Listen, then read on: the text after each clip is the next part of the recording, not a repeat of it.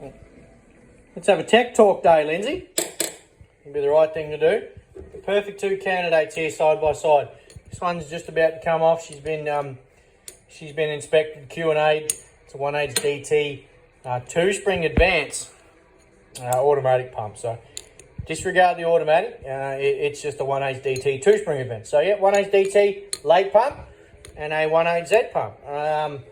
Now, the reason I thought I'd quickly run you through the differences, I guess, is everyone sort of rings up, oh, look, can I fit a 1H DT pump to my 1HZ? Yes, of course you can. They're the identical fitment. They run the same B drive shaft, same 2-flange, same keyway, nothing different. But when I fit the 1H DT pump to my 1HZ, the engine's friggin' gutless down low and rattles its head off up high. I'm going to show you why. I think I'll show you why. So this standard 1HZ, it was an early pump. We converted it to a 2-spring. So it's a 2-spring timer, 1H DT pump. I don't know if you can take a look in there. You can see, like I said, this is an import. This come from overseas. We've got to send it back overseas. But 8611. This one here, you can see that there. 6790. And you can see it's got the M. That's only for us to know that we've upgraded the timer unit. So, where I'm going with this, I'll show you why, or anyone wanting to know why the DT pumps can be timed and can be tuned to run on a 1HZ, but they're just not as good as if, say, we do a 12mm 1HZ. I'll quickly give you an idea. What do you reckon, Lindsay? You reckon that's a pretty fair point? We'll run you through the technicals of why these are a bucket of junk compared to a correctly built. Now, don't get me wrong, this isn't a 1HZ 12mm, but I've got one here to compare the problems that it is and why it is. So, Lindsay, your favourite, TD11. Go for a spin. Should we do calibration with Lindsay on this? No, we've done thousands. We don't need to do any more calibrations on friggin' 11mm TDs. Let's bring these over here, Lindsay. All right. I'm going to lay them out, okay? Lay them out side by side. These are these two pumps, side by side. Now, Lindsay, we always touch base on how many beer job. This could be a 4 beer job, but I'm going to wrap it up into smashing one, all right? So, 1HZ, 8350. Disregard the fact that that's a 6790. I've just grabbed that one for an example because they run identical timing, pressures, and fuel sets on early pumps. This is an early pump. This is effectively an 8350, for anyone that wants to know, is this pump without a tacho. So an 8350 is just this pump minus a tacho. That's why the different part number for the fuel injection pump. All right, so then we come over here, the 8611. Confirm that 096,000, 8611. Anyway, that's the pump we got going on here at the moment, so that's why I thought I'd choose that. Any other 1H DT pump very similar in timing?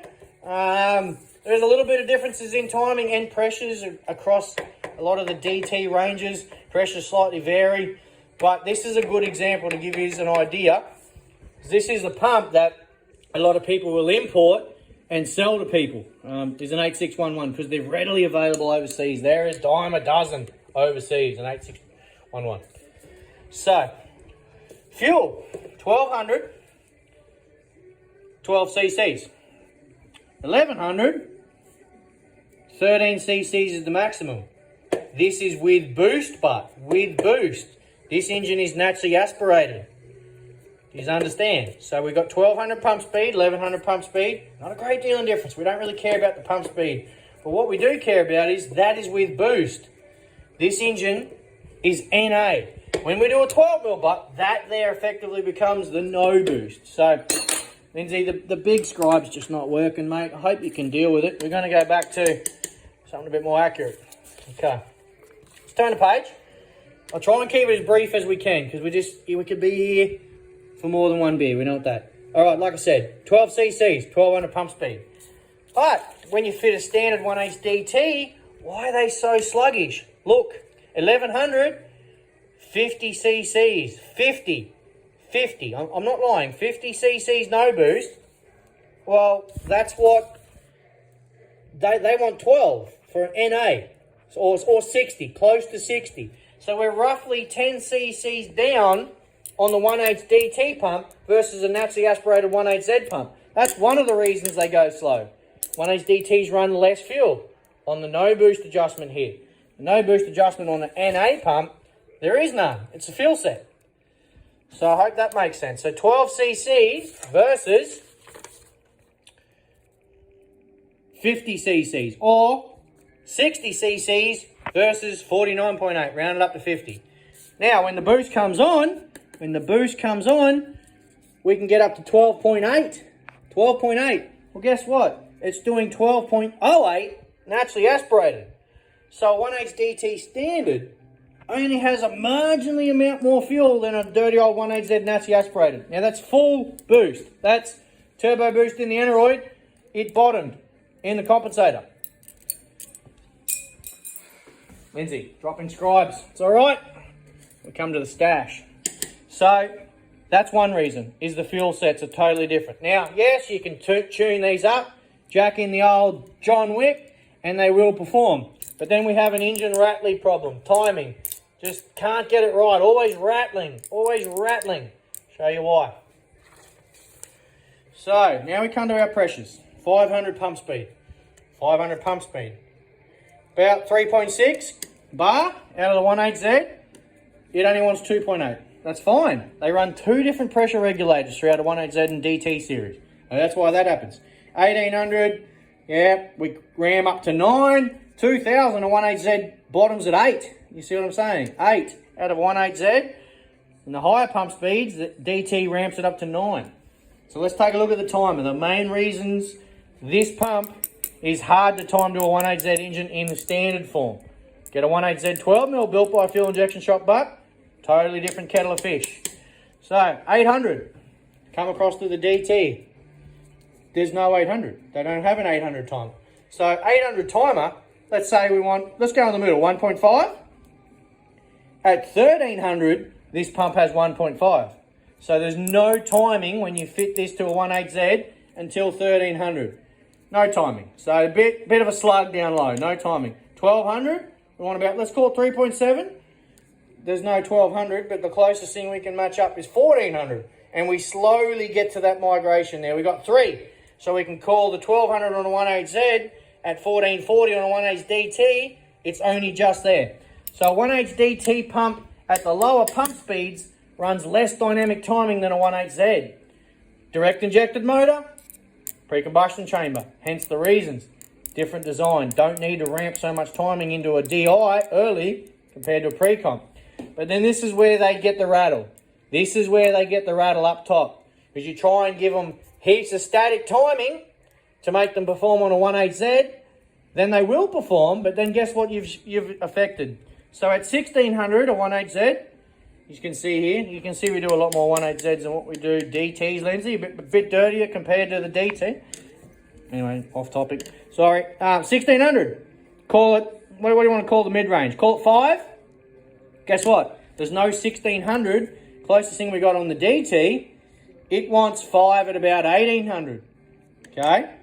5 at 1800. So, this is starting to ramp the timing in early, delay the timing up top. Opposite to a DT. Delay the timing down low, ramp the timing up top, as you can start to get an idea. So, like I said, 1800 pump speed, all right, can go up to 6.4. There's no, at 2000, 6.6. So, again, you can see at 2000, it's allowed 6.6 to 7.4. This one here, 2000 allowed up to 7.5. They're very similar, but we are starting to delay it slightly. Starting to delay the timing in the 1.8Z.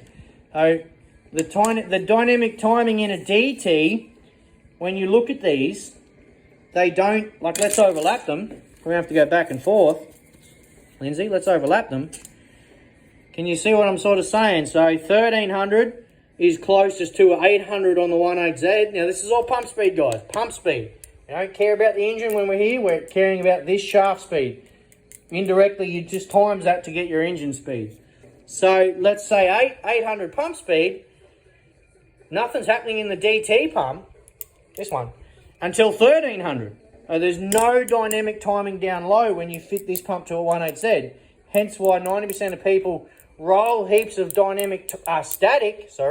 static pump timing into these to get the 1.8Z to perform. But then what static pump timing does to compensate for the 800 being the difference of 1,300, you know what I'm saying here? Like, that's 500 difference.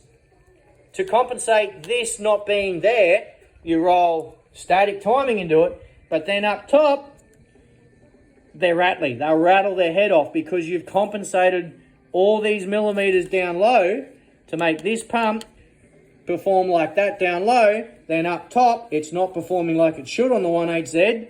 You're near on doing, you could imagine that being near on 8 and that being near on 9 millimeters.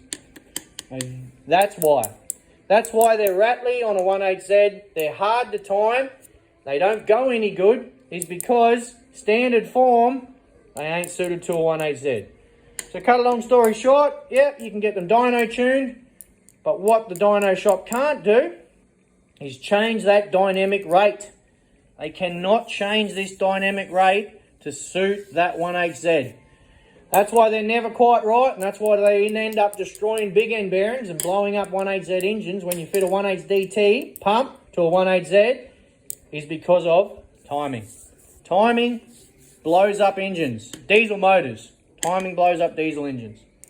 To answer the question, everyone that's been wanting to know, get your 1.8Z pump in to a fuel shop. They will build the 1.8Z 12mm, identical setup to the 1.8 DT, can plate through the head, but they will incorporate the dynamic timing that a 1.8Z engine needs. Alright, not a 1.8 DT.